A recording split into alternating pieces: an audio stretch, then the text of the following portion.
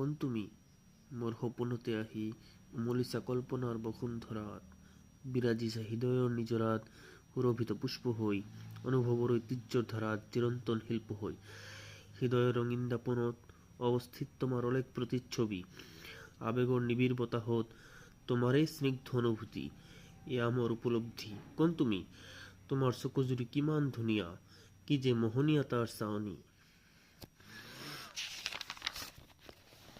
মোৰ অন্তৰে গুণগুণাই কৈছে তুমি মোৰ অচিনাকি, কিন্তু নেজানো কিয় বা মনৰ মৃদু প্ৰতিধ্বনিত তুমি মোৰ একান্ত আপোন।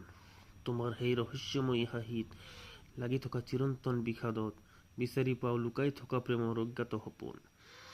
কোন তুমি? চিন্তাৰ বিতপন হাতৰত পাওঁ তোমাৰ অস্তিত্বৰ বতৰা, ভাৱনাৰ অচিন বতাহত ভাহি থকা অস্পষ্ট গীতত। পূৰ্ণিমাৰ অপৰূপ জেউতিৰে ভৰা তুমি হয়তো কোনোবা মহান শিল্পীৰ নিৰ্বাক স্থাপত্য, মোৰ সপোনত যাৰ আৱিষ্কাৰ। মোৰ বাবে তুমি সদায় এক চিৰাচৰিত ৰহস্য।